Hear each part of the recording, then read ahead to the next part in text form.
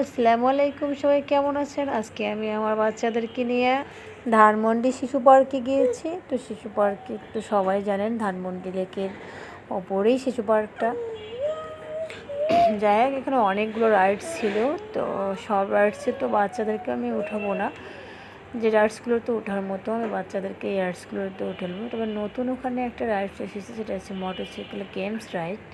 তো আপনাদের যাদের বাচ্চাদেরকে নিয়ে যাওয়ার ইচ্ছা হয় ওই যাবেন অবশ্যই। কোনো কিছুটা হলেও তারা রিফ্রেশমেন্ট পায়।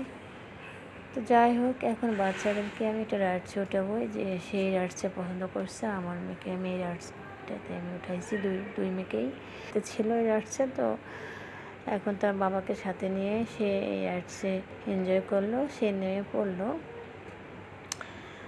হ্যাঁ, তারপরে হচ্ছে এই রাইডস থেকে আমরা অন্য একটা রাইডসে ট্রাই করলাম। তো আমার মেয়ে ওখানে খুব একটা কমফোর্ট ফিল করেনি। তো পরে সেখান থেকে টাকা ফেরত নিয়ে আমরা অন্য আরেকটা রাইডসে আবার তাকে ওঠালাম। তো পরে সেখানে ওঠার পর সে একা একা সে খেলতে চাচ্ছিল না। আমার মেয়ে খুবই লাজুক স্বভাবের। তো তারপর বাবা তাকে হেল্প করলো।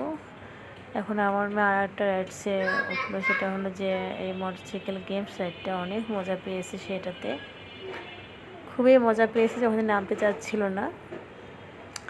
তো গেমস খেলতে এই ফাঁকে আমি ভিডিও করতেছিলাম। আমার ছোটো মেয়েকে কোলে নিয়েছিলাম আমি, ওর বাবা ধরে রাখছিল আমার বড় মেয়েকে। ও অনেক এনজয় করছিল এই রাইডসটাতে। আমি এই রাইডসটার কথাই বলছিলাম, এটা অনেক নতুনটা অ্যাড করেছে ওরা। তো আমার মেয়ের এই যে লাফালাফি রাইডসে সে উঠলো। তো এখানেও সে ভয় পাচ্ছিল, তার বাবা আমি সাহস দিলাম, তারপর সে লাফালাফি করতেছিল।